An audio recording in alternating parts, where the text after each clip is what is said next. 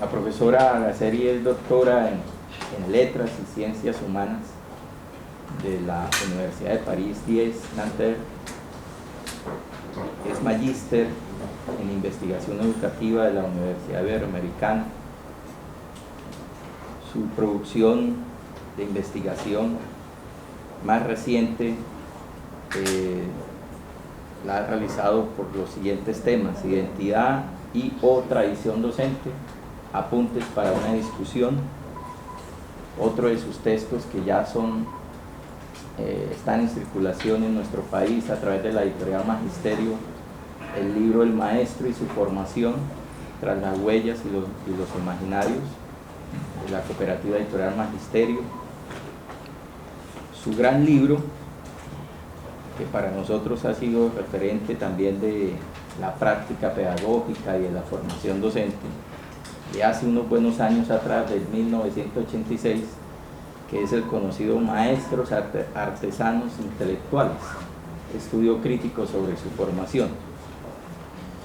Pues hablar sobre la profesora Araceli Tesanos equivale a referirse a una de las figuras más prominentes de la investigación en Iberoamérica.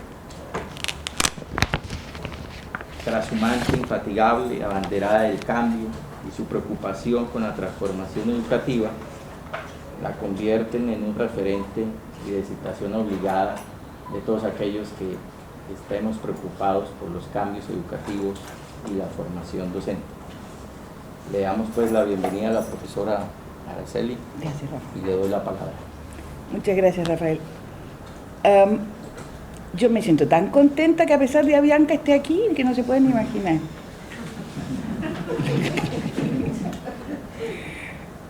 Porque para mí esta es mi casita.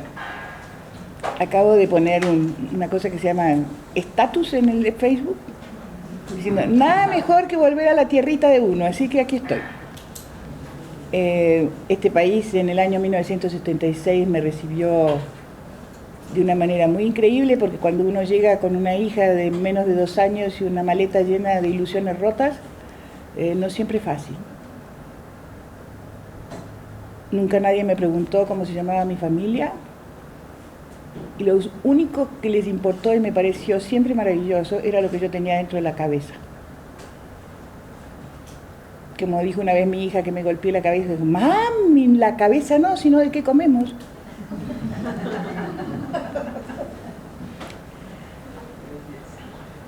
Para mí estar aquí, como les digo, es estar en casa, así que espero que en el intercambio de preguntas y demás lo hagan con absoluta confianza. Porque como decía Abel Rodríguez, cada vez que llegaba alguno de los inventos que hicimos con el movimiento pedagógico, hoy vengo a escuchar mi regaño del mes. Porque me he pasado regañando maestros en este país durante años. Y lo sigo haciendo en todos lados. Ahora acabo de regañar a los de Chile, así que no hay ningún problema. Para mí hablar de formación de docentes es como tocarme el alma en realidad, o sea, para mí no hay nada más importante, y creo que una de las cosas más complejas que hemos tenido que sobrevivir en América Latina en los años 90, para no ir más atrás, es que todos los proyectos del Banco Mundial que se hicieron para reformar los sistemas educativos, porque había vuelto la democracia en los países del sur y ya era una pura carreta, nunca tocaron y prohibieron a los países y no dieron un centavo para cambiar la formación de maestros en ningún país de América Latina. Hay una cláusula específica de los proyectos del banco, que eso es un problema de cada país. Bonito, ¿verdad? Porque mi pregunta siempre fue, ¿cómo hacen reformas si no forman a los maestros para las reformas? O sea, cambios curriculares, que no sé qué, todas las carretas que conocemos del banco, pero en realidad la formación de maestros quedó igual o peor.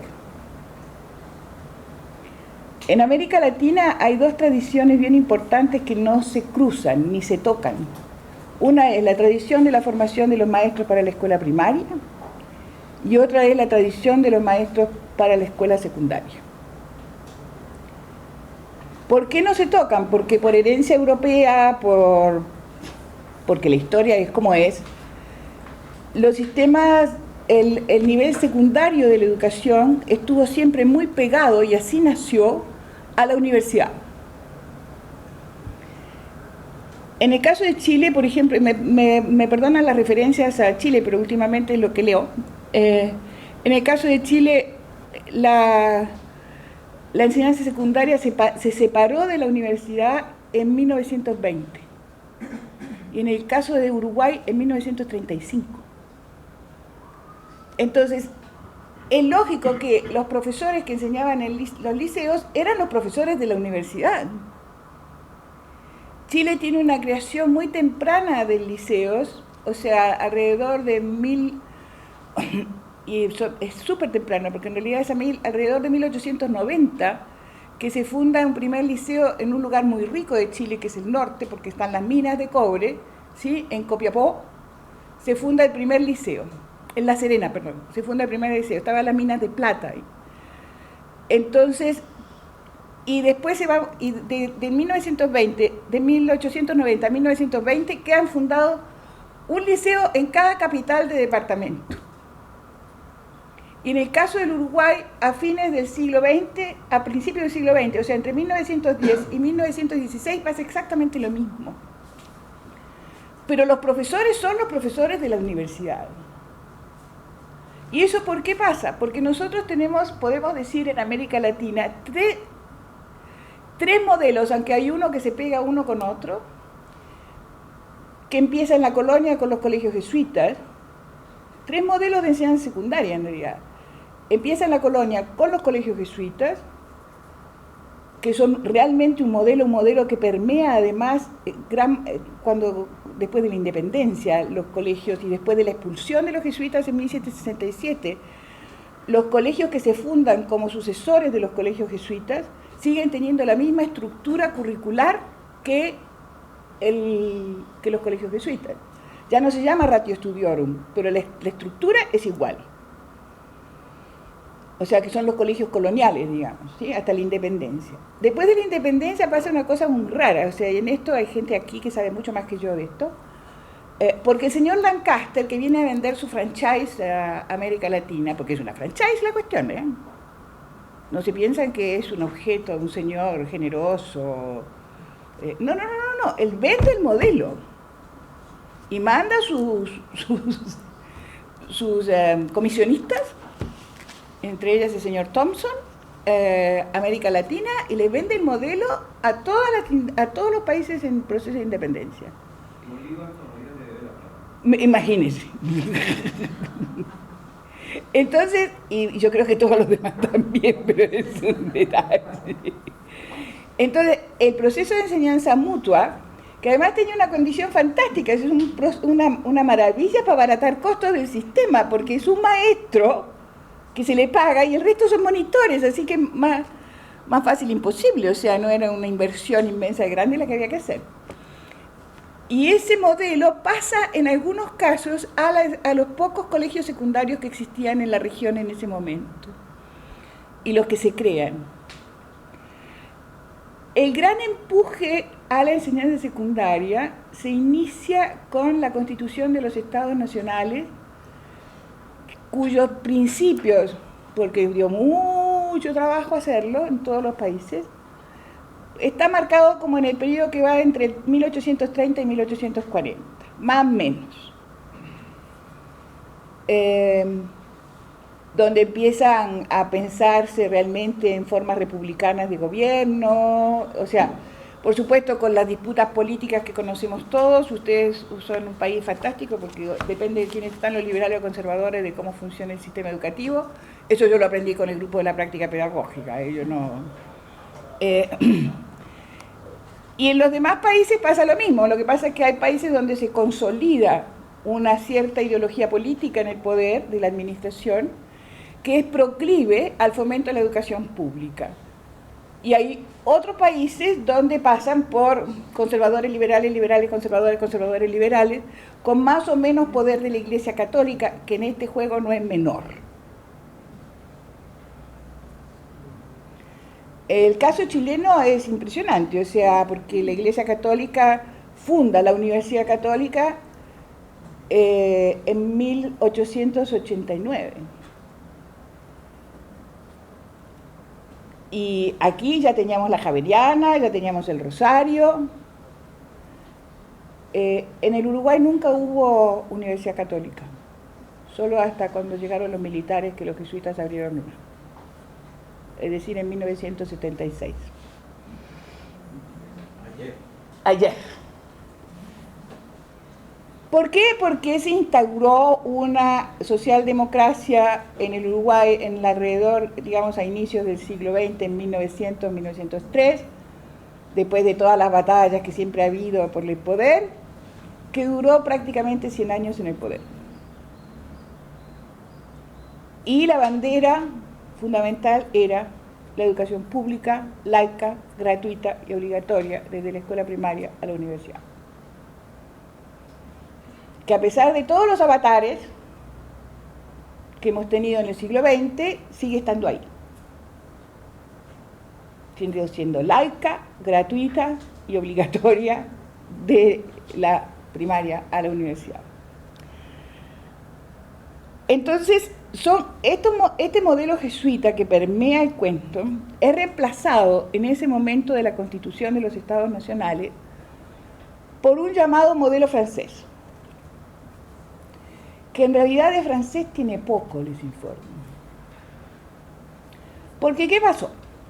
Revolución Francesa, Convención, serios problemas con la que iban a hacer con la educación, de lo cual voy a hablar con más precisión un poquito después que les explique esto, que para mí es muy importante. Entonces, ¿qué hace la Convención? Manda un señor, Victor Cousin, a 3, porque todavía Alemania no estaba unida, a 3 Länders alemanes. Länder se llaman ahora. Prusia, Frankfurt y Saxe-Weimar. Weimar no se dice, Weimar suena muy francés. Cousin copia todo, o sea, los ministros de educación de esos estados, federados en realidad, le dan los documentos de cómo funciona el sistema, fundamentalmente el prusiano, que es un invento de Federico II el Grande, y él los traduce.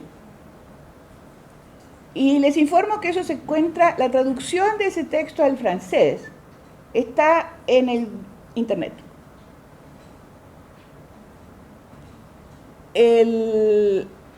Están todos los decretos traducidos, están los comentarios de Cousin, y en realidad el liceo francés es el gimnasio alemán.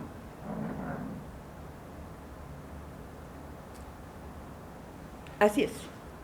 Federico II el Grande inventa un sistema educativo que, cuando lo escuchen van a ver que es copia. Todos hemos hecho lo mismo, todos los países latinoamericanos, sin hablar de cuál es el origen, que es el siguiente. La escuela pública primaria, que se llama la escuela del pueblo, que es la Volksschule. La escuela secundaria, pero los primeros años de enseñanza secundaria, ¿sí?, hasta 4º año de enseñanza secundaria, es la Mittelschule, o escuela burguesa, como se tradujeron los franceses, la bourgeoise école, l'école bourgeoise. Y el gimnasio. Y eso conforma una estructura completa. Ahora, ¿quiénes entran a cada uno de esos? La Volksschule, obviamente, es para todos, pero para todos como escuela única, o sea, de ahí pasar al trabajo. La escuela burguesa es una escuela para los que están un poco más arriba, o sea, para los burgueses, ¿sí?, que no siempre tienen posibilidades de entrar a la universidad. Y el gimnasio, esto es en la época de Federico II el Grande, después sufre algunas modificaciones, y el gimnasio es para la gente que se va a dedicar a pensar, o sea, la aristocracia. Entonces, esa estratificación, ¿sí?, permea de todas maneras mucha de la legislación latinoamericana sobre la escuela. Y la francesa, ni hablemos. Porque, ¿qué sucede? En la convención se discute la creación de un liceo y empieza a funcionar, pero por razones de lo que pasaba en ese momento, que no era fácil, se cierran muchos de ellos. Cuando se vuelven a abrir, que ya estamos en el siglo, en los inicios del siglo XIX, ellos son la copia de este modelo alemán. Entonces, los liceos franceses son para la élite. Y fueron así, aunque les suene raro, hasta la Segunda Guerra Mundial. Ahí hay un bichito en la flor. Entonces, nosotros, ¿qué es lo que copiamos? Porque yo les voy a leer una cita maravillosa de doña Amanda Labarca, que es una de las pocas historiadoras de la educación chilena temprana, que dice así, porque además refleja perfectamente lo que pasaba. No era difícil imitar las más perfectas legislaciones de otros pueblos. Hemos sido expertos en la materia. Lo imposible estaba en que pudieran realizarse en estas sociedades semejantes a aquellas rocas tectónicas levantadas por un cataclismo revolucionario y sobre las cuales los siglos no han depositado aún los sedimentos que las convierten en terrenos cultivables. Es decir, se traen los modelos, pero no hay con qué hacerlos. En la legislación todo queda súper bonito, pero el problema es qué es lo que sucede en la realidad. Entonces nosotros tenemos un modelo de enseñanza secundaria tan elitista como el europeo, que no es menor. Y por eso que el liceo permanece muy pegado a las universidades nacionales creadas, ¿sí? Por ejemplo, en el caso de Chile pasa una cosa impresionante, o sea, la Facultad de Filosofía y Letras de la Universidad de Chile, hasta 1930, un poco más allá, 1940, es quien manda en el sistema educativo, desde la escuela básica hasta el liceo. Ellos nombran los profesores, ellos hacen todo. El Ministerio de Educación refrenda lo que se hace la Universidad de Chile, pero es la Universidad de Chile la que comanda el sistema. Entonces, en otros países no pasa eso. En el caso del Uruguay, la reforma de la educación de Valle crea 3 consejos autónomos. 2 inicialmente, el tercero es del año 35, que son el Consejo de la Universidad y el Consejo Nacional de Enseñanza Primaria y Normal. Y en el 35 crea el Colegio de Enseñanza Secundaria, cuando separa los liceos de la universidad. El tema sigue siendo quién enseña en esos colegios, en esos liceos, en esas instituciones, que originalmente fueron los profesores universitarios, en la vieja tradición alemana de que para enseñar en el liceo solo basta con conocer la disciplina. Y eso lo dijo un señor muy importante que se llama von Humboldt. El problema es que el liceo de von Humboldt era el gimnasio donde llegaban los aristócratas. Es decir, unos aristócratas que llegaban con una bonita cajita de herramientas que les permitía perfectamente aprender solos. Porque ese es otro tema no menor también. Y el tema es, ¿cuál es la diferencia entre un alumno y un estudiante? Los que van a la escuela primaria se llaman alumnos. Los que van a la escuela secundaria se llaman estudiantes. ¿Por qué se llaman alumnos y por qué se llaman estudiantes? Se llaman alumnos, que viene del término latino del verbo alere, que quiere decir que hay que alimentar. Fíjense, por ejemplo, que en italiano amamantar se dice aletare. Viene derechito, ¿sí? En castellano nosotros hablamos de alumno, en inglés se llaman élève y en italiano se llaman allievo. O sea, viene todo de la misma matriz. Entonces, esos alumnos necesitan ser enseñados. En cambio, los estudiantes se supone, como dice Santo Tomás en De Magistro, se supone que son gente que puede aprender sola. Viene del verbo studere, ¿qué quiere decir eso? Aprender solo, o sea, son autónomos. Pero para que eso pase, los alumnos tienen que haber aprendido a ser autónomos. Yo veo que no siempre pasa así. Entonces, tienen que haber aprendido a ser autónomos para poder, en la enseñanza secundaria, ser guiados en el estudio, no enseñados en sentido estricto. Y ese no enseñados es una tradición jesuita. En los colegios jesuitas solo enseñaban lo que se llaman los maestros triviales, que es un nombre que me encanta. Los maestros triviales no son lo que todos pensamos de sentido común triviales, sino son los que enseñan el trivium, o sea, la retórica, la gramática y la lógica.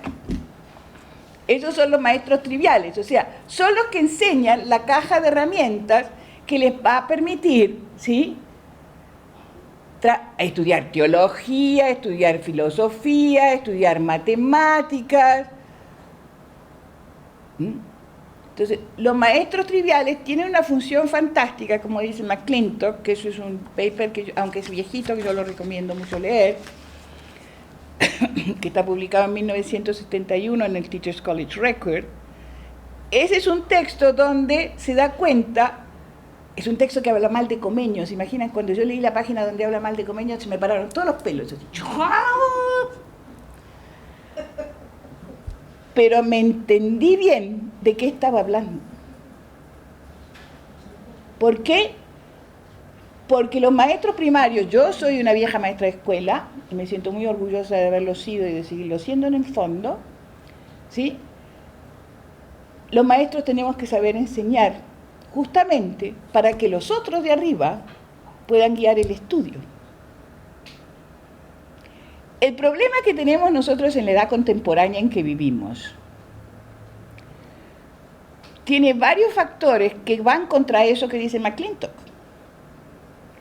Primer factor, voy a hablar de América Latina, no voy a hablar, aunque en Europa pasa lo mismo, y no es trivial tampoco. Primero tenemos un tema muy importante, y es que a medida que tiene que ver con la demografía, a medida que crecen las poblaciones, llegan muchos más niños a la escuela primaria. Traducción, llegan muchos más niños a la escuela secundaria. El problema es que no siempre esa cantidad de niños que salen de la escuela primaria han aprendido la cajita de herramientas y han dejado de ser alumnos, para hablar en esos términos. Y entran a la escuela secundaria y se produce la catástrofe, o sea, unas tasas de deserción brutal, unas tasas de abandono, etcétera, etcétera. Los franceses, por ejemplo, tuvieron un problema brutal a fines de los años 60. Cuando se produce, o sea, en Francia se producen 3 grandes olas migratorias en el siglo XX, ¿sí? Una ola migratoria europea, que se produce entre las dos guerras y se vuelve a replicar después de la Segunda Guerra, que es cuando los españoles, los italianos y todo lo del Mediterráneo van a vivir a Francia, a Alemania, etcétera, porque las condiciones económicas son distintas. Y los países quedaron en una situación muy complicada, y España tiene a Franco, y Francia se llena de portugueses también. Pero eso venía más o menos con una escuela primaria más o menos organizada. El tema fundamental es cuando, como dice mi marido, el imperio contraataca. Y el imperio contraataca significa la gran migración de los países coloniales franceses a Francia, que se produce a mediados de los años 60. Si uno mira el mapa de África, no los de ahora, sino los de antes de la decolonización, como dicen, se llama tan elegantemente, el imperio francés era descomunal, ¿sí? porque no son solo los países del Mediterráneo, es Camerún, es la Costa de Marfil, o sea, olvídense, o sea, eso está todo verdecito el mapa. Entonces, esa gente llega a Francia, habla francés y tiene un pasaporte francés, porque nacieron en la colonia. Esa gente entra al liceo sin la cajita de herramientas de la escuela francesa, porque fueron una escuela colonial que nunca es lo mismo. Yo lo siento mucho porque ellos dicen que se dedicaron al coloniaje porque era difundir la cultura, que el discurso es espectacular, porque el mismo señor que hizo la reforma de la escuela primaria en Francia, Jules Ferry, fue el tipo que impulsó la colonización de África, porque hay gente que tiene contradicciones, digamos, pero bueno. Entonces, ellos se encuentran con un problema que las tasas de deserción, las tasas de repetición en el liceo son monstruosas. Y los primeros que se pescan el cuento son los de matemáticas. Y oh maravilla, descubren algo que se llama la didáctica, cosa que no estaba en la jerga francesa educativa. Y son ellos, los matemáticos, los que empiezan a indagar, se va a la cabeza, seguramente lo han leído los que enseñan matemáticas, y muchos otros con él, los que empiezan a trabajar sobre cómo se enseña matemáticas a gente que no tiene la cajita de herramientas que necesita para aprender matemáticas superiores.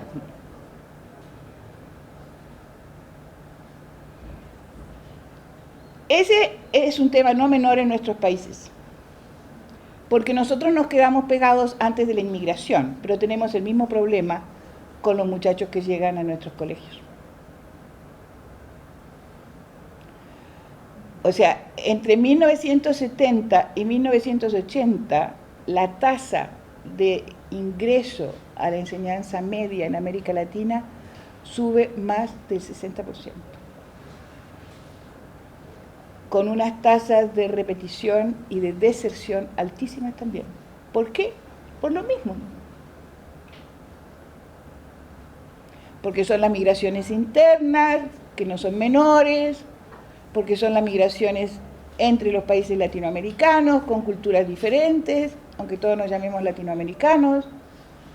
Entonces, ahí hay un tema que es muy complicado, que pone en jaque la formación de los profesores. Porque, ¿qué pasa? Como yo les dije, en Uruguay, en 1935, se separa la enseñanza media de la enseñanza de la universidad. Y en Chile pasa lo mismo. Chile tiene una experiencia bien excepcional, lo que pasa es que es una experiencia fallida. En 1890, por aquí está la fecha, ya se me olvidó. Perdonen, pero cuando uno tiene 75 años se le empiezan a olvidar las fechas. En 1898, sí, 1898, Valentín Letelier, un tipo muy lúcido, con una ideología muy parecida a la del Partido Colorado, o sea, un tipo socialdemócrata, empuja la creación del Instituto Pedagógico en la Universidad de Chile. Trae 6 alemanes, qué raro, ¿verdad? Pero solo uno de ellos, Jorge Federico Schneider, es un pedagogo. Pero el discurso de Letelier es fascinante, porque Letelier le dice a los diputados: ¿ustedes qué creen, que la enseñanza es una ciencia infusa? No, a enseñar se aprende. Y no todos pueden enseñar. Y por eso crea el pedagógico. Porque tiene un montón de liceos que son un fracaso porque la gente se va, porque no funciona la cuestión. Con excelentes profesores, porque llegaron inmigrantes de todos lados y enseñaban en los liceos. Y publicaban en revistas alemanas. Pero sus alumnos se iban a la mitad.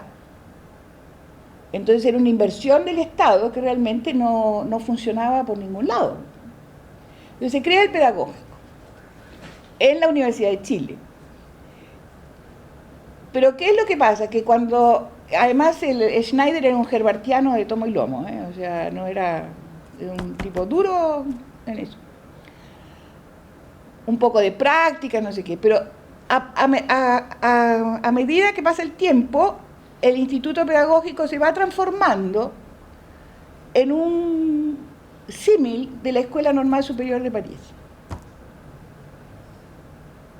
La Escuela Normal Superior de París, de Rue de Ulm, jamás enseñó a enseñar.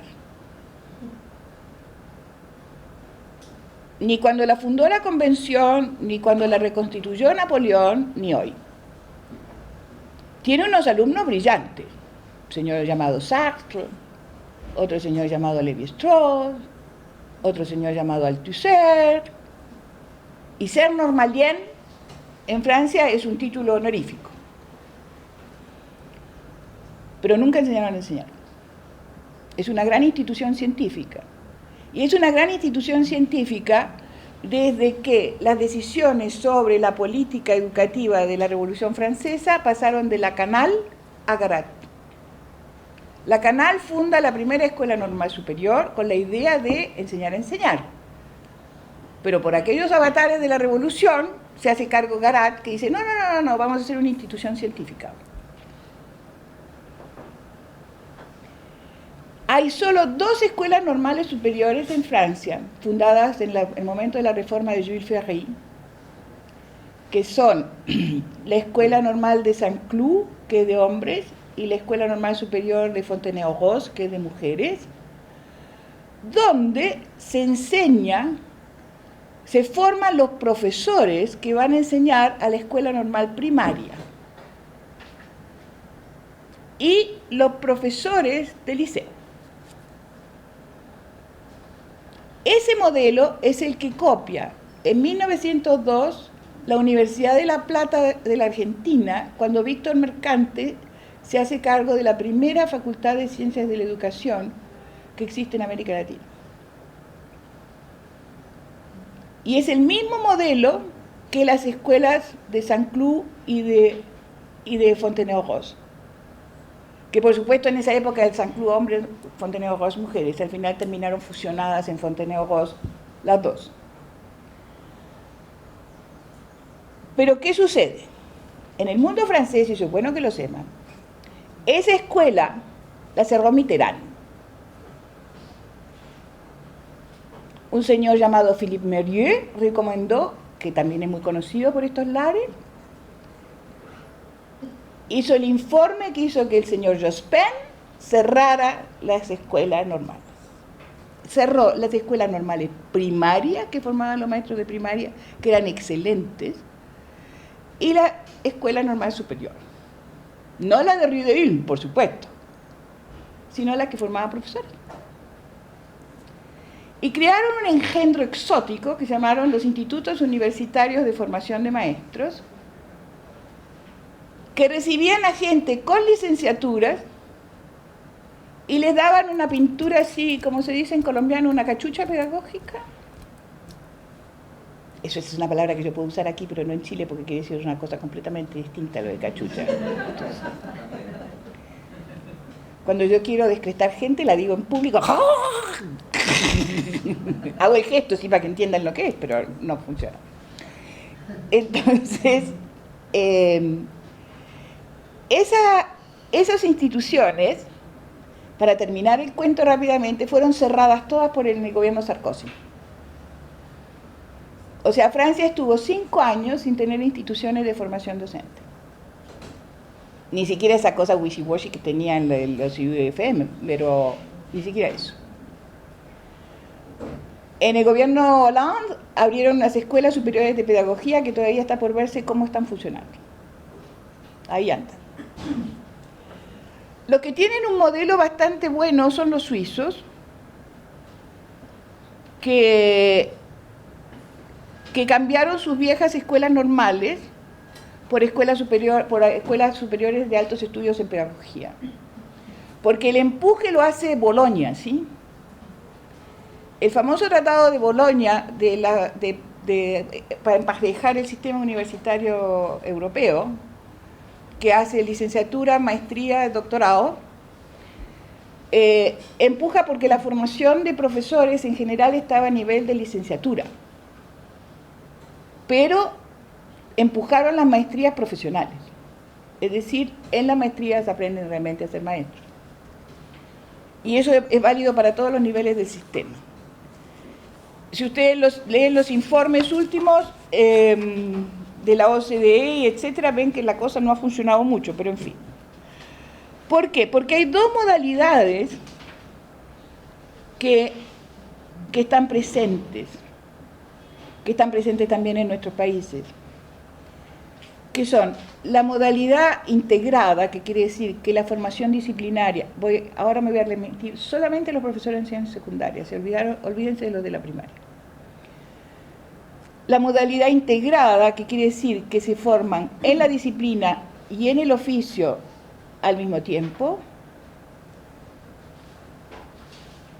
y la modalidad consecuencial, que quiere decir que hacen una licenciatura Bologna-Dixit de 3 años, 4 como mucho, y hacen 2 años de maestría profesional, donde se aprende el oficio.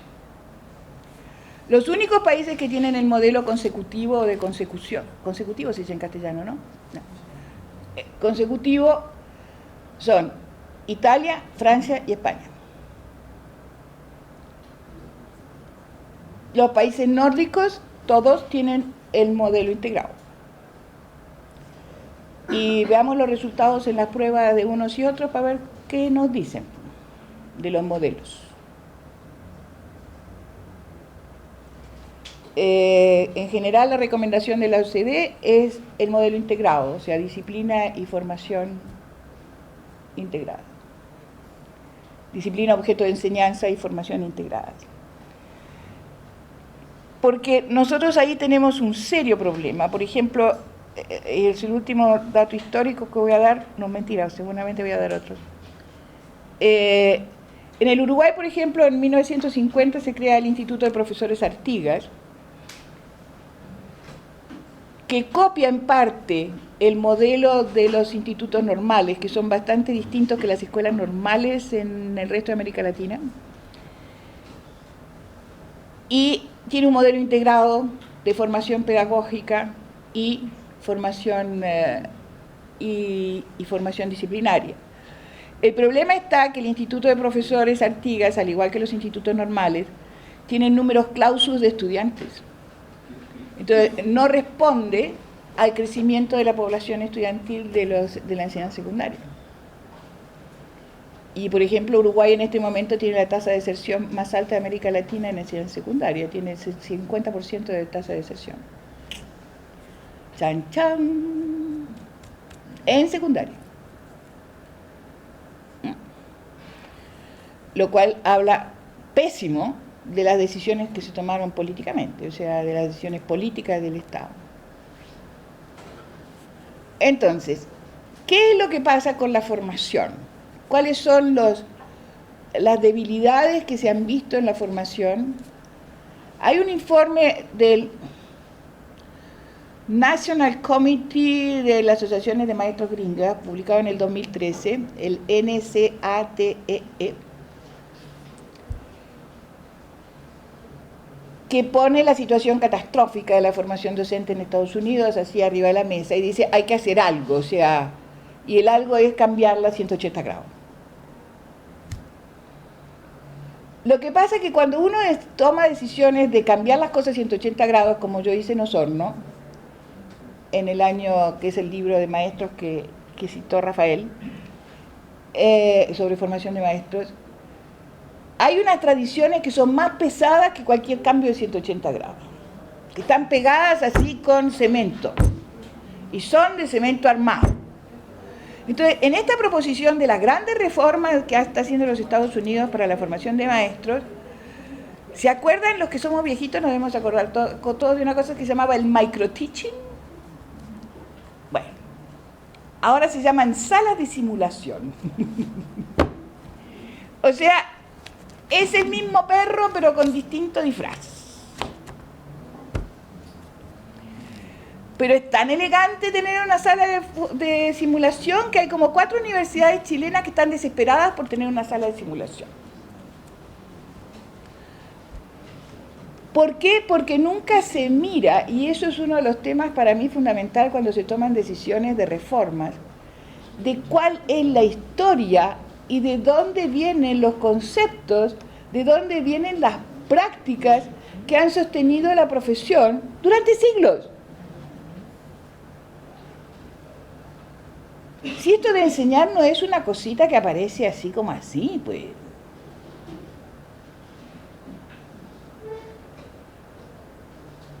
Me voy a traicionar a mí misma, voy a dar otro dato histórico. El modelo educativo más menos que tenemos nosotros hoy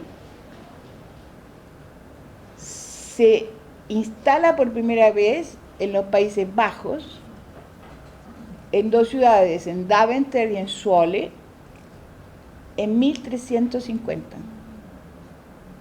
¿Escucharon? Lo inventa la fraternidad de los hermanos de la vida en común. Es una historia maravillosa. Porque fíjense que los hermanos de la fraternidad de la vida en común, además, son como los papás intelectuales de los jesuitas. Porque los hermanos de la vida en común no vivían en conventos. Los hermanos de la vida en común no rezaban juntos. ¿Les suena? Vivían en casas separadas y sirviendo a la población. Lo inventa un señor que se llama... ¿Tenemos con qué escribir en el tablero, profe? Sí. ¿Alguien tiene una vaina de esas?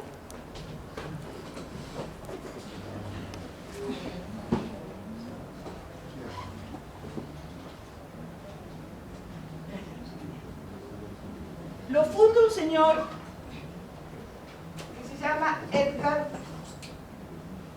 de Grote.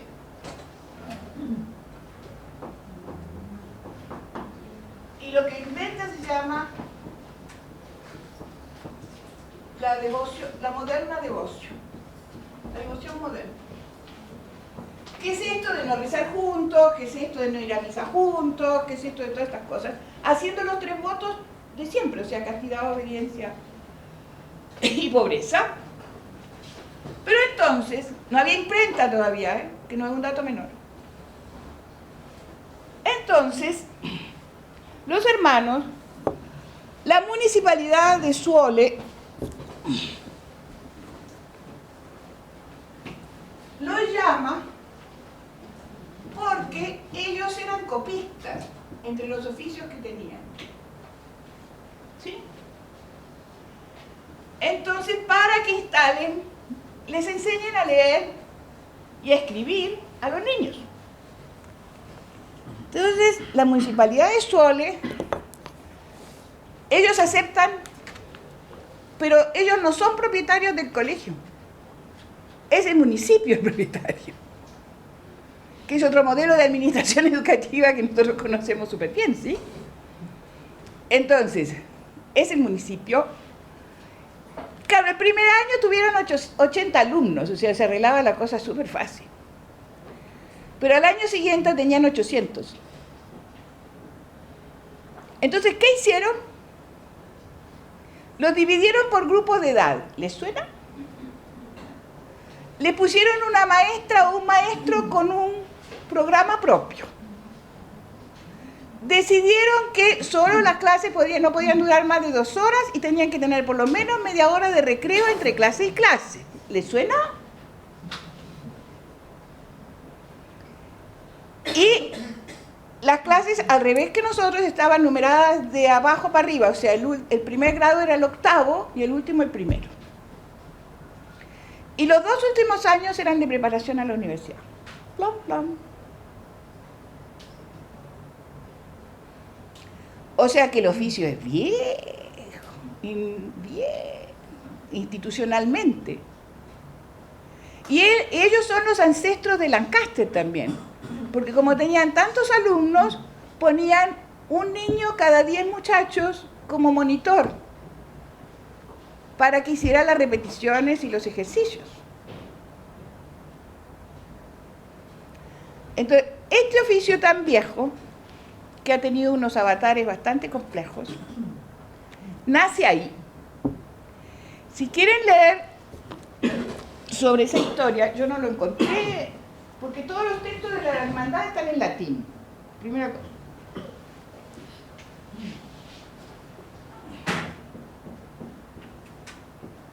Hay un historiador norteamericano que se murió hace muchos años, Albert Heinlein, que escribió un libro sobre la fraternidad. Está en inglés, no hay traducción en castellano. Y hay un jesuita que hizo su tesis doctoral, se llama Codina Mir, hizo su tesis doctoral y el libro se publicó en 1968, que se llama Las fuentes de la pedagogía jesuita. Y en esas fuentes de la pedagogía jesuita, el libro de Codina tiene 130 páginas sobre la hermandad. ¿Por qué es fundamental? Porque el famoso modus parisiensis que siempre escuchamos a los jesuitas hablar, viene de él. Es la hermandad. Y la Sorbonne. Entonces, ese es otro tema fundamental en cómo nosotros discutimos sobre cómo enseñamos, porque también viene de una vieja tradición.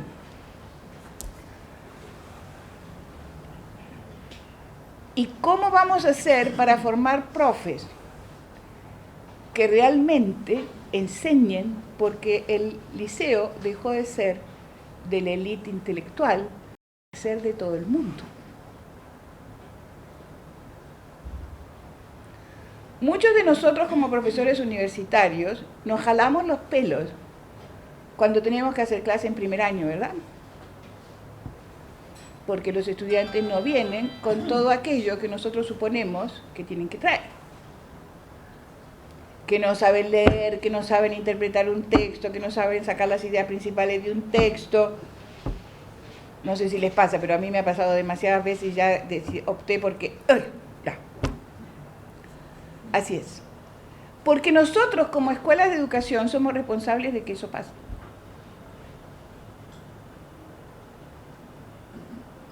Yo se lo escuché una vez decir al rector de la Universidad Católica de Santiago, que chapó Juan de Llombial, al ex rector, que dijo, mire, el problema que tenemos es que la formación de profesores es una catástrofe y ellos forman profesores. Entonces los problemas que tenemos nosotros en los ingresos a las facultades es que la gente viene sin saber cómo se aprende. Porque nunca les enseñaron cómo se escribe bien, nunca les enseñaron cómo se lee, nunca les enseñaron nada de lo que se necesita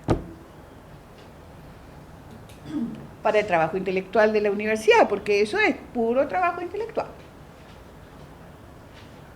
Entonces, hay unos temas que tienen que ver de cómo nosotros vamos a formar profes que enseñen, y que enseñen en la enseñanza secundaria. ¿Qué es lo que tiene que saber un profesor para saber enseñar? Esa para mí es la pregunta. Y el otro tema es, ¿dónde lo aprende? ¿En las clases teóricas? ¿O en la práctica? ¿O en la combinación de las dos?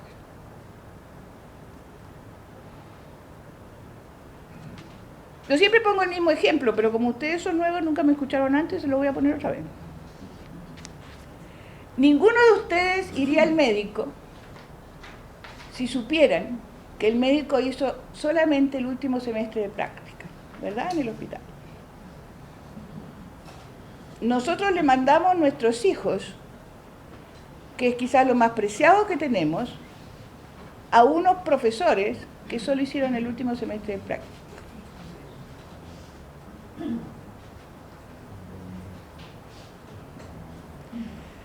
Así es la vida. Porque los médicos, desde el primer año de escuela de medicina, los enchufan en el hospital, aunque sea mirar, pero los enchufan en el hospital. Y todo se aprende haciendo. Yo tengo una hija médico y un día, cirujano además, y un día le dije, María, ¿y tú cómo aprendiste a abrir gente? Porque eso es lo que hacen. Con el profe no sé cuantito. Así como hizo, me agarró la mano, me mostró lo que era un bisturí, cómo era, y me dijo, mire doctorcita, se hace así.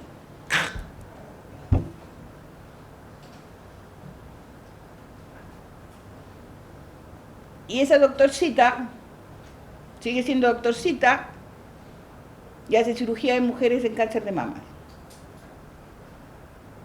Porque ella sabe cómo se hace, así. Eso solo no basta, porque también hay que leer papers para saber si ese así es el que sigue siendo o hay que transformarlo. Y esos son los temas fundamentales de la formación de los profesores de enseñanza secundaria. Por ejemplo, hay un trabajo maravilloso de un psicólogo inglés que se acaba de retirar, se llama Michael Shire. Mi letra está acá de peor. Nunca fue muy bonita, pero ahora está peor. Se me cayó la... Ah, no, está acá. Que se llama Michael Shire, que a inicios de los años 80 hizo un estudio sobre la relación entre los contenidos del proyecto NAFIL, que era el proyecto de enseñanza de las ciencias inglés de ese momento, con el desarrollo de las estructuras cognitivas de los niños ingleses, haciendo pruebas piagetianas sobre pensamiento hipotético deductivo. La muestra es de 26.000 muchachos, así que bastante representativa. Y descubrió una cosa impresionante. Solo de esa muestra, el 10% de los muchachitos tenía pensamiento hipotético deductivo a los 15 años.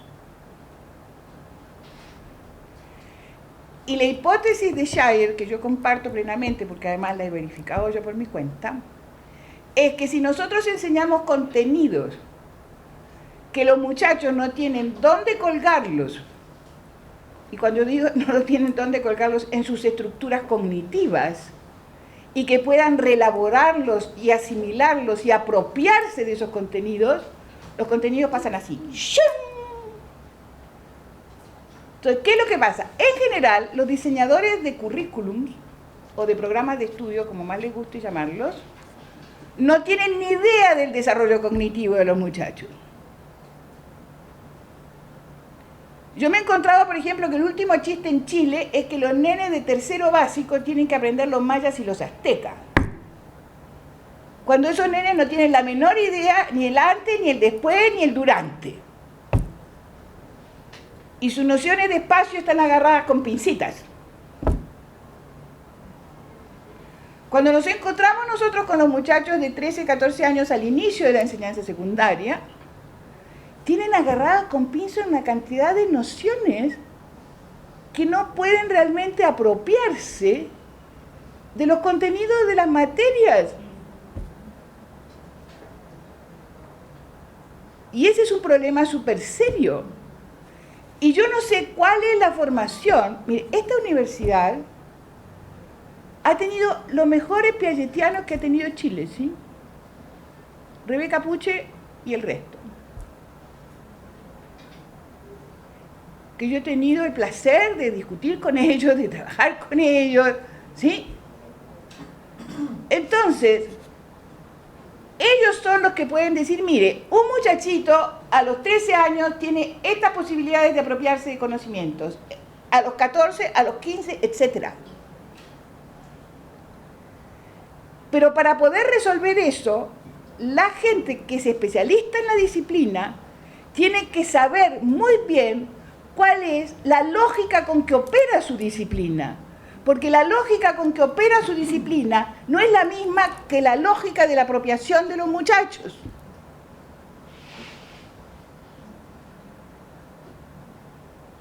Y ahí tenemos un problema mayor,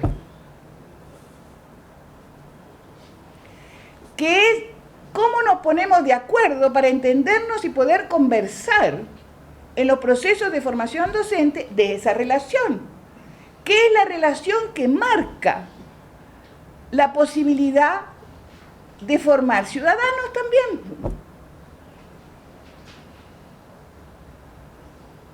Porque en el fondo lo que hacemos nosotros como profes, como maestros, es eso. Ese es el fin último de lo que hacemos, formar ciudadanos cultos. Y ser culto no significa leer a Shakespeare. Ser culto es para mí entender en la sociedad en que se vive, cómo es esa sociedad, de dónde viene esa sociedad y cómo hago para transformarla. Si le suena Gramsci, Gramsci es. ¿Sí? Entonces, mi dilema siempre fue, y en el caso de la reforma que yo hice en Osorno, era cómo romper y quebrar este cuento de la incomprensión que generalmente ha habido, que la práctica es una aplicación, y la práctica no es aplicación. La práctica es un espacio de producir y apropiarse el conocimiento. Porque cuando se hace en el último semestre, se la considera es aplicación la concepción. No es la práctica, esa noción de práctica ha sido nefasta en la formación de los profesores de enseñanza secundaria. Y es muy complicada de romper ese circuito. Porque además hay un tema que no es menor, o sea, nosotros el otro día con unos maestros con los que trabajo ahora en Chile, preguntándole cuáles eran los problemas que tenían. Y aparecían unas cosas que a mí me parecieron muy entretenidas. La motivación. Los muchachos no están motivados. Ah, no me digan. ¿Y usted sabe de dónde viene la palabra motivación? La motivación viene de una escuela psicológica. Que los maestros nos la compramos completa. Entonces, que se llama la psicología del aprendizaje. Entonces, hay que motivar. Pero si los muchachos están motivados solos, el problema es que hay que saber cuáles son los intereses de los muchachos. Y no considerar que lo que dicen el currículum es lo que a los muchachos les interesa, cosa que generalmente no pasa. No sé aquí, pero en Chile hacen unos listados de libros de literatura que tienen que leer los pobres muchachos. Yo no leo ninguna de esas porquerías.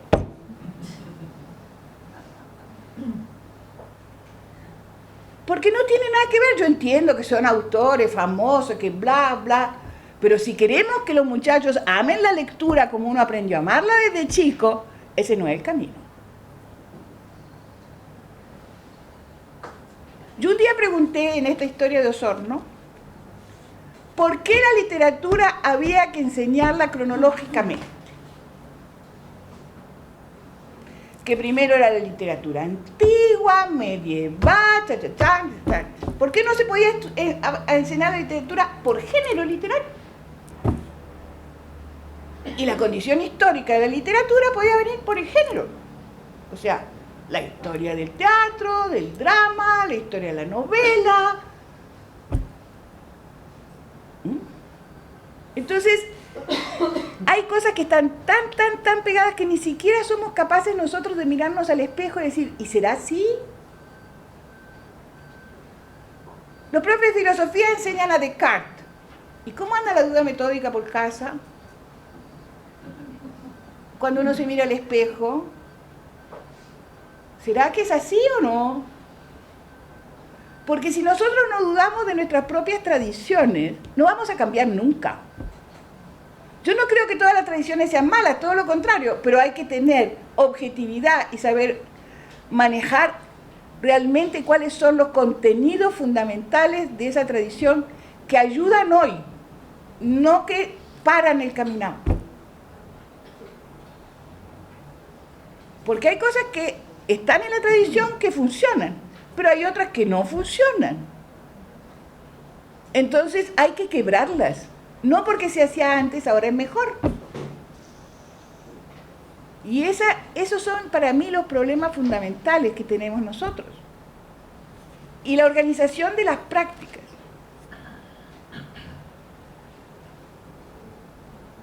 Las prácticas para mí no son solo prácticas de enseñanza,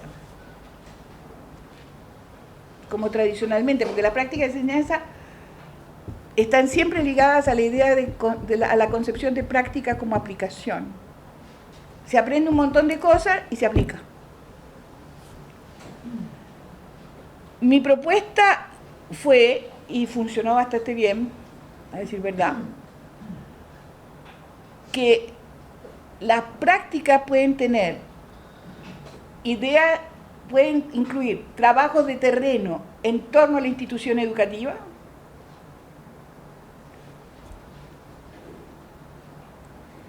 debe ser porque como soy etnógrafo, entonces para mí esto de andar preguntándole a la gente es de las más entretenidas que existen en el mundo, para ver qué piensa del liceo, por qué manda a sus hijos ahí, por qué no los manda, qué no.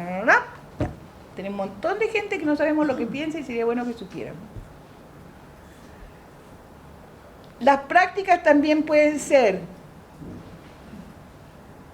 registros de observación, pero no esas cosas horribles que se hacían en los años 60 con la tecnología educativa.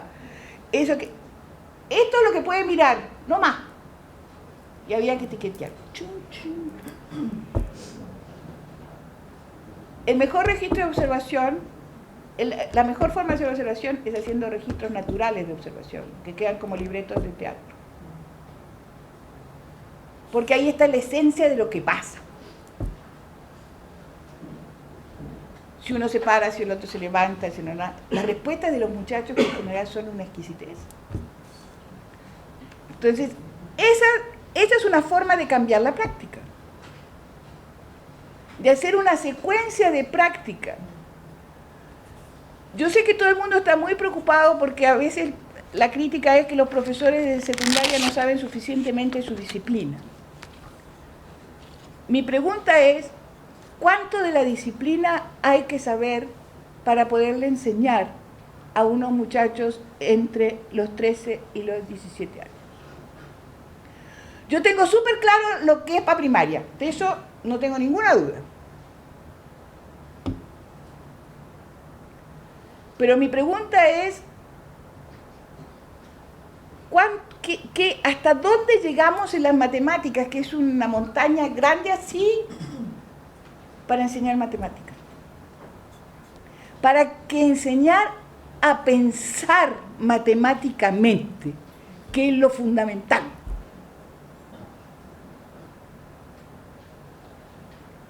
Para enseñar a pensar históricamente, que es lo fundamental. Por ejemplo, cuando la gente dice, ¡ay, qué aburrido la gramática! Oiga, un momentico. Si usted no tiene algunas nociones básicas de gramática, la escritura queda más bien chueca, normalmente. Aprender a escribir es una de las cosas difíciles de esta vida. Aprender a escribir corto y bien, más difícil todavía. Además, encima no está dentro de nuestras tradiciones latinas y españolas, donde todo es largo. Va a decir dos cosas. O una. Enseñar a sintetizar no es una tarea fácil. Yo sé cómo se hace en la primaria, pero puedo decírselos, a lo mejor les sirve para la secundaria también. Por ejemplo, cuando uno pone un texto que tiene una página y dice, esto se tiene que transformar primero en 10 renglones y después en 3.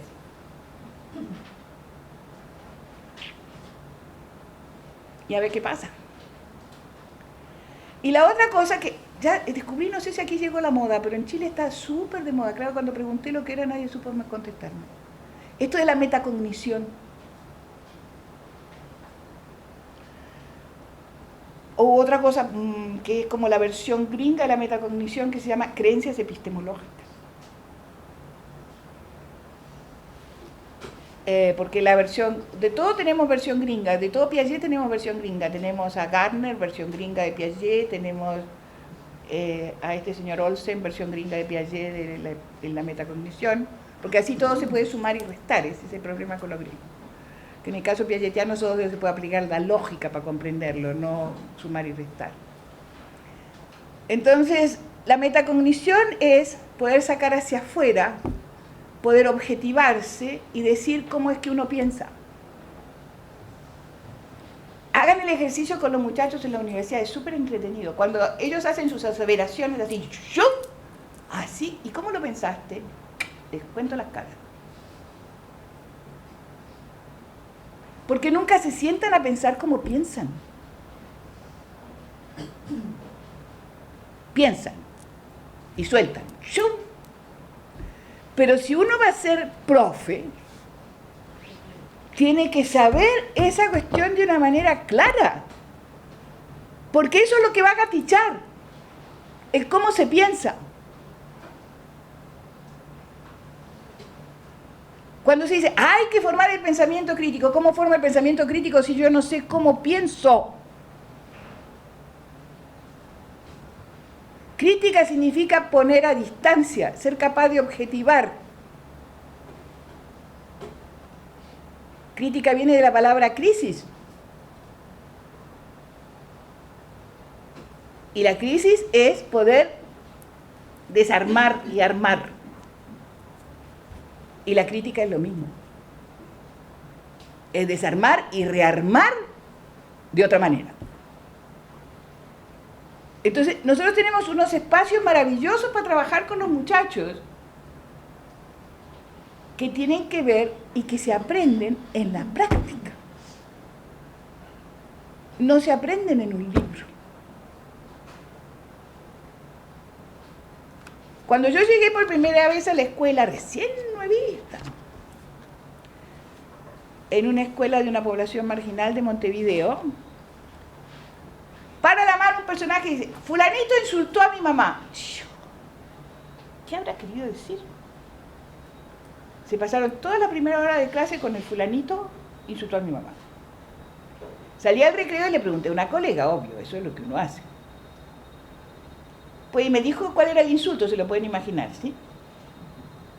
Hijo de... No. Eso no estaba en mi libro de didáctica. Ni en lo de pedagogía. Y no me había pasado en la escuela de práctica donde yo estuve 4 años. En las distintas escuelas de práctica.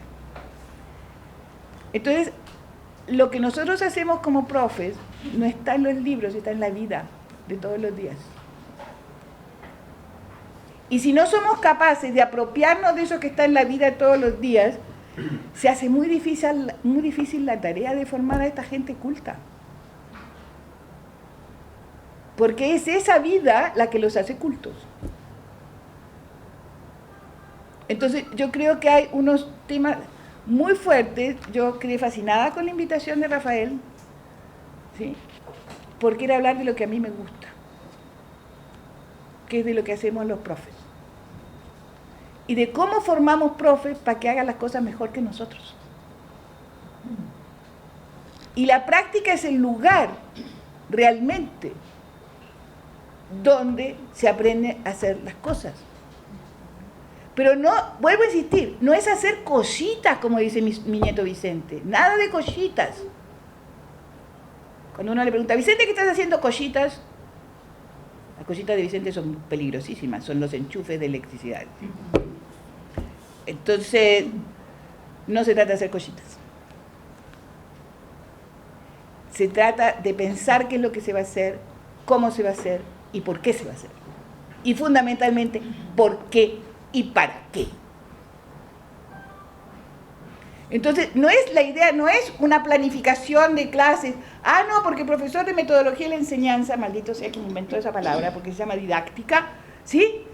Le enseñó a planificar. Objetivo, desarrollo, evaluación. Súper. ¿Y eso qué quiere decir? 3 cosas, como se dice en este país. Nada, nada y nada. Sirve para llenar papeles nomás. Pero no sirve para trabajar. ¿Y sabe por qué no sirve para trabajar? Porque cuando uno es profe, llega a la sala de clase, y a lo mejor se quedó hasta las 2 de la mañana, la noche antes, pensando cómo cuernos iba a enseñar algo, y llega a la sala de clase, y el pif pedagógico, como dicen, el pif en francés es tener nariz, ¿sí? Saber detectar el ambiente, ¿sí? El pif pedagógico dice que todo lo que pensamos no se puede hacer en ese momento. Porque resulta que hubo 2 que se pelearon antes de entrar, el otro que le dijo, se acordó de la mamá, insultó a la mamá de no sé quién, el otro, y no se puede. Porque hay que recomponer antes de poder hacerlo. Hay que recomponer un espacio relacional que no siempre se da por obra y gracia del Espíritu Santo. Y eso se aprende haciendo también. La práctica tiene cosas complejas. Organizar la práctica desde una institución universitaria tiene cosas muy complejas, yo no les voy a negar, es muy difícil, es enredoso, la burocracia, las cuestiones, la no sé qué. Porque tenemos que conseguir muy buenos profes que están fuera para que sean los profes guías de nuestros estudiantes. Que sean realmente alguien que le traspase la experiencia del oficio. Porque esto es oficio. Liso y llano, oficio. Igual que de los médicos. Pregúntele a cualquier médico de verdad, de los buenos, en serio. ¿Usted es científico? ¿Qué es científico? Son artesanos de cortapalos. Ensayo y error. Son iguales que nosotros. Porque resulta que nosotros metemos las patas todos los días. O sea, el asunto es cuán conscientes somos de lo que hacemos. Y claro, hay modas y hay cosas, pero una de las cosas para mí más importantes que yo considero que el espacio del liceo, de la enseñanza secundaria, incluso de la universidad, es un espacio de conversaciones,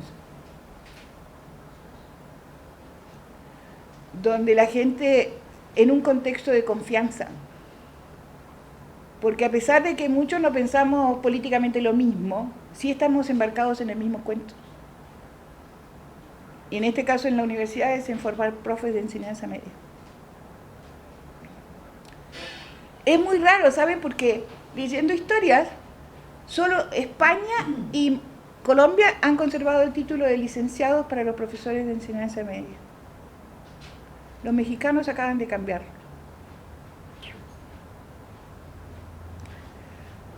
Y a lo mejor podemos nosotros cambiar también, digo, no sé.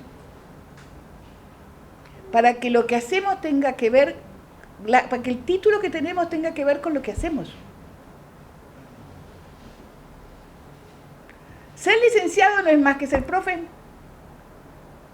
Y el primero me diga lo contrario, le pego.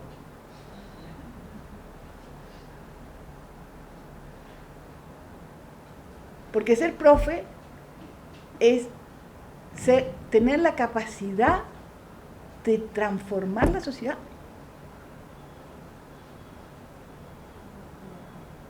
El lugar donde se sustenta la democracia se llama la escuela. Cuanto más desigual sea la escuela, menos democracia tenemos. Si no, miremos a Colombia, miremos a Chile, escuela de pobres y escuela de ricos. Hay padres en Chile que dicen que pagan porque cuando uno va gratis a la escuela no es buena. ¿Qué tal el cuento? Lo que puede de la ideología neoliberal metida a mansalva desde el año 73 a hoy. No, la escuela no puede ser gratuita. ¿Cómo va a ser gratuita la educación? Si uno no paga, la cosa no es buena. ¿Qué tal?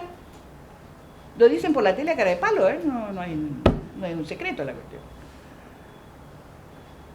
Cuando es exactamente al revés. Porque aquellos países que han sabido mantener su escuela pública gratuita son democracias mucho más sólidas que las que nosotros tenemos. Y me da mucha pena decirlo.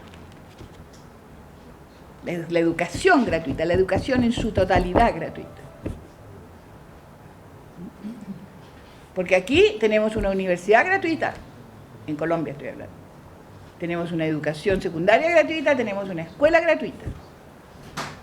Entonces, hagamos de esa escuela y de esa universidad y de esa secundaria la mejor, para que no haya dudas a dónde hay que ir. No es que voy porque no tengo plata para pagar, voy porque es lo mejor que hay. Y eso es lo fundamental. Y nosotros somos, nosotros profes, que formamos profes y tenemos el título maravilloso de maestros, como dicen en Chile, formadores de formadores, como dicen los franceses, ¿sí? Somos los responsables que eso pase. No pasa de un día para el otro, hay que construir dulcemente y sin afanes y sin consignas. Y sobre todo tener súper claro que el oficio se aprende haciendo, como todos los oficios. Y cuanto más temprano se den cuenta que no van a ser ni físicos, ni químicos, ni historiadores, ni matemáticos, sino que van a ser profes, mejor nos vaya. Porque los que se van, que se vayan. Los que nos quedan son los buenos. Son los que realmente quieren serlo. Y echar para adelante con un cuento que de fácil no tiene nada. Y eso parece que no se entiende muy bien. Se cree que es más difícil ser biólogo que ser profe. No. Incluso los biólogos aprenden a ser biólogos en el laboratorio. Entonces no entiendo por qué los profes no pueden aprender en otro lugar que es el lugar razonable, donde van a vivir el resto de su existencia, que es el liceo, el colegio, ¿cómo se llama aquí? ¿Ah? No hay ninguna profesión de las más ancestrales de nuestra civilización occidental que no se aprenda haciendo. Ninguna. Porque los científicos no son científicos porque saben biología o porque saben física o porque saben química. Son científicos porque saben cómo se aplica el método experimental, cómo se desarrolla, los líos que eso significa. Eso lo sé porque yo estoy casada con uno, así que lo tengo bastante aprendido. Sí, pues cuando uno está casada con un tipo que es biólogo marino y oceanógrafo, más vale que aprenda cómo se hace la cosa. Entonces, ¿sí? Entonces, porque cuando dicen, no, porque es químico. Sí, es químico, pero aprendió a hacer experiencias y experimentos en un laboratorio desde que entró a la universidad. No entiendo por qué a los maestros los mandamos al liceo, al colegio, en el último semestre de carrera. Explíquenme la diferencia y después hablamos. Ya hablé mucho, ¿no? Entonces lo dejamos aquí. Muchas gracias. Yo quisiera preguntarle, en la contemporaneidad donde hay tanta revolución del conocimiento, de la tecnología, de la sociedad, de las comunicaciones, lo que se ha dado por establecido a nivel de la psicopedagogía, que daría los elementos para replantear las propuestas curriculares, ¿cómo se ubican hoy en ese contexto cambiante que está produciendo territorialidades dinámicas? Eso sería mi pregunta.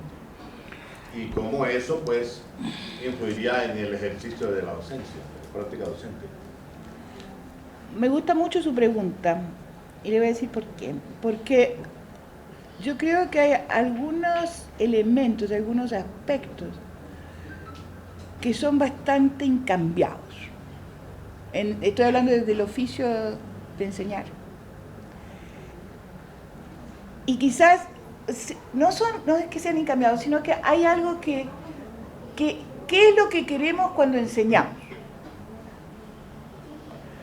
Cuando enseñamos,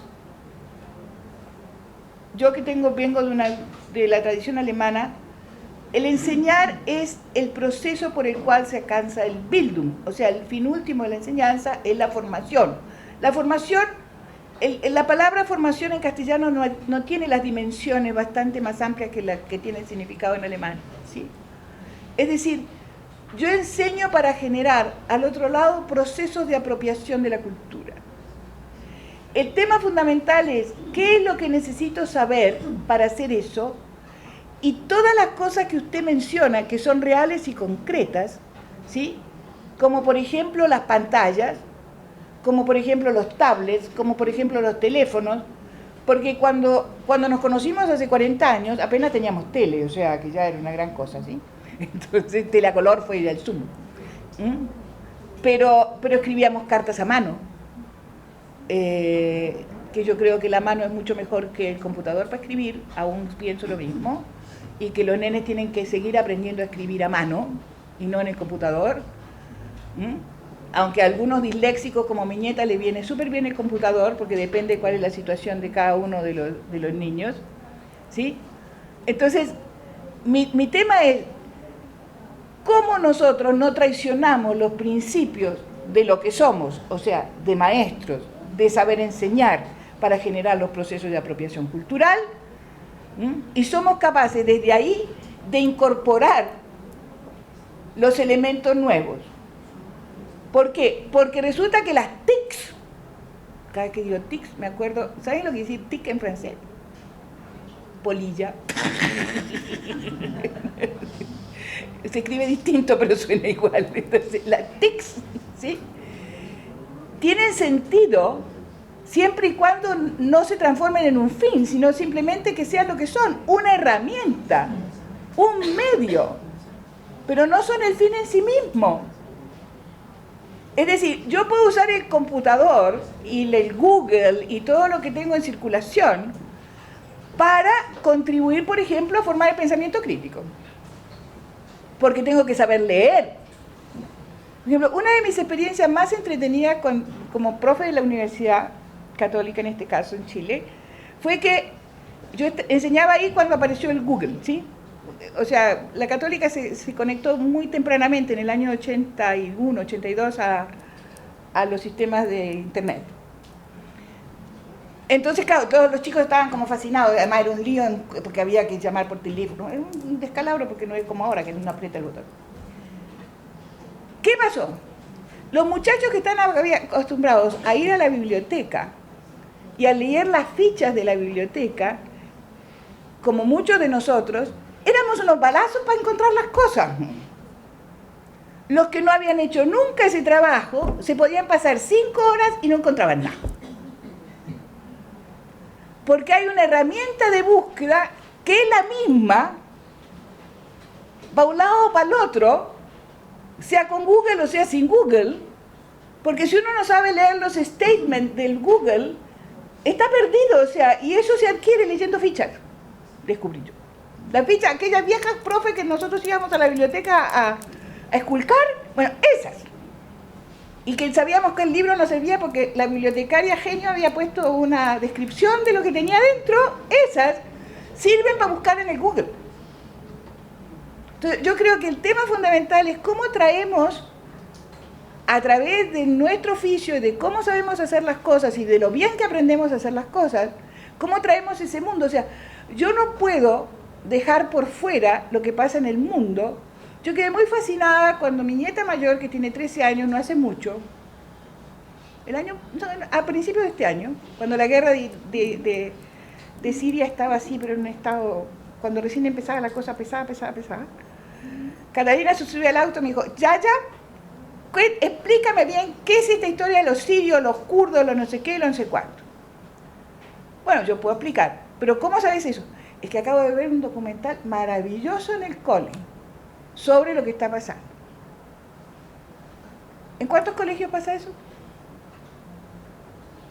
Porque estos niños tienen que estar en el mundo, no pueden estar fuera del mundo.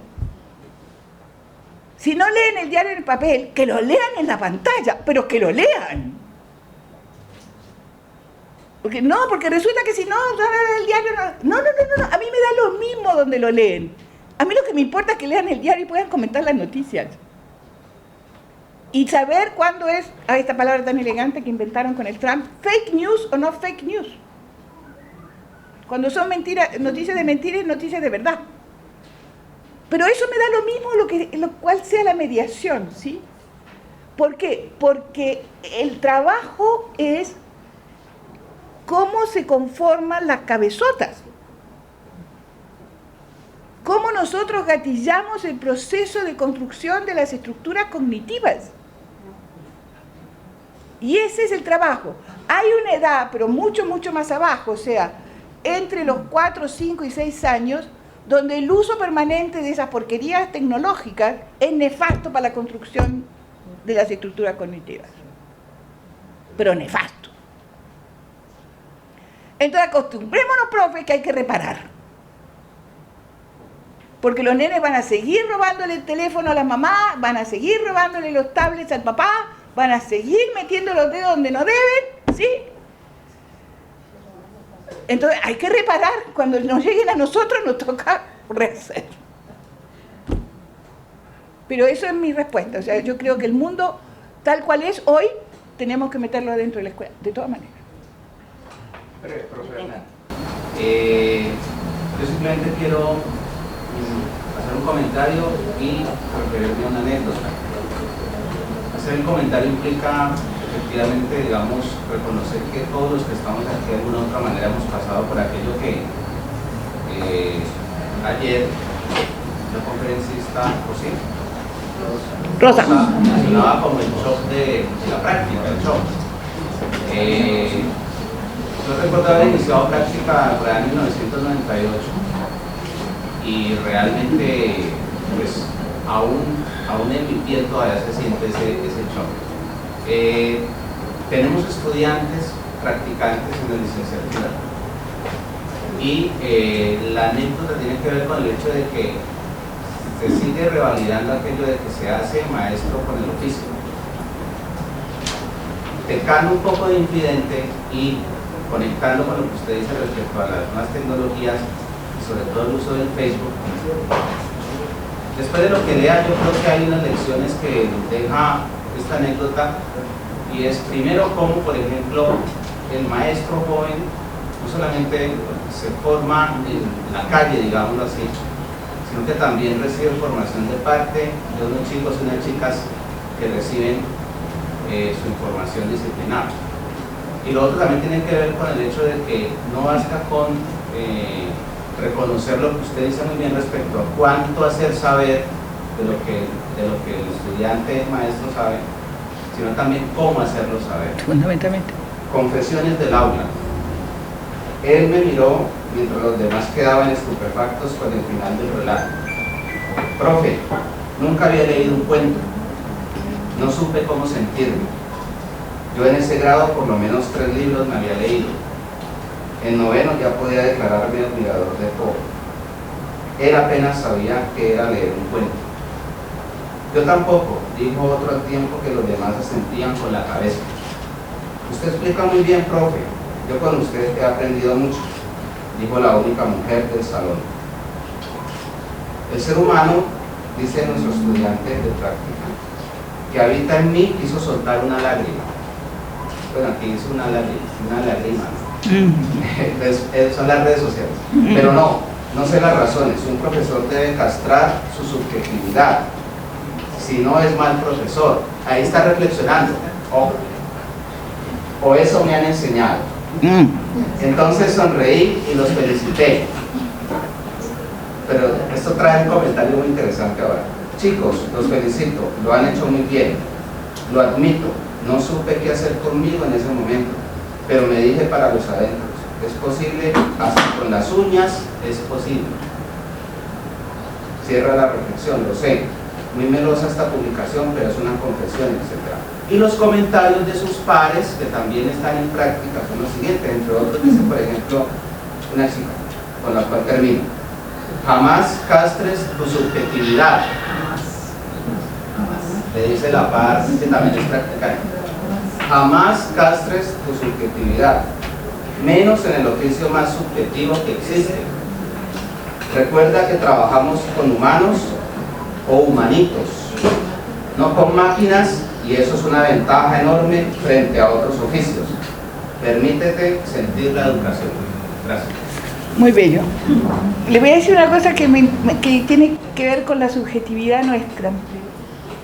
Yo pertenezco a una generación, profe, donde me enseñaron dos cosas en mis beneméritos institutos normales del Uruguay.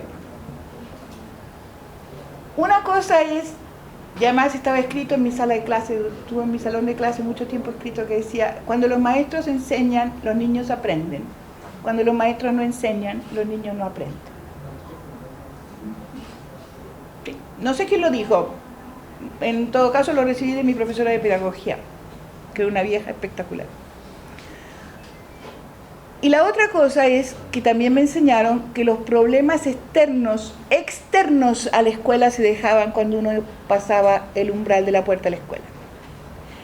Eso no quiere decir dejar la subjetividad fuera, porque la subjetividad, que es un todo, es cierto, no puede estar ausente del vínculo relacional que uno tiene con los alumnos.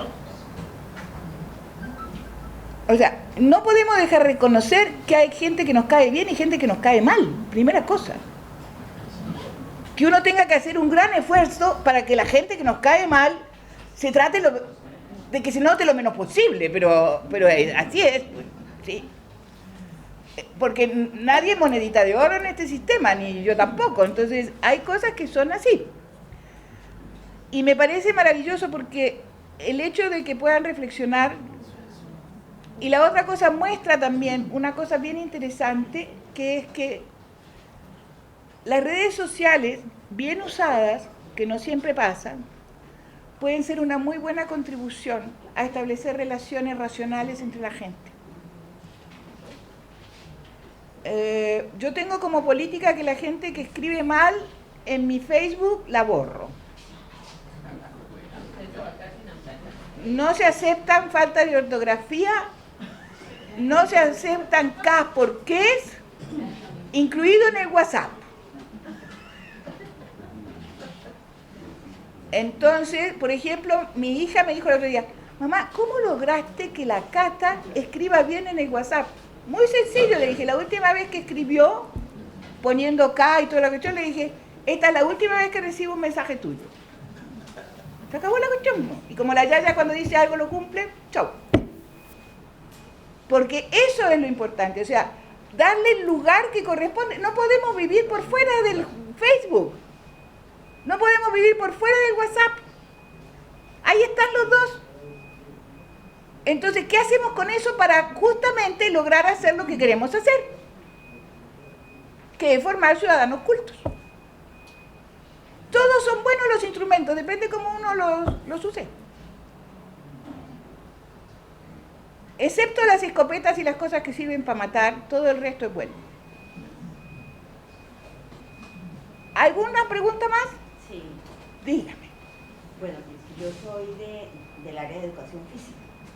Digamos, la educación física no está en otra facultad. Lo sé. ¿Cómo ve usted esta área?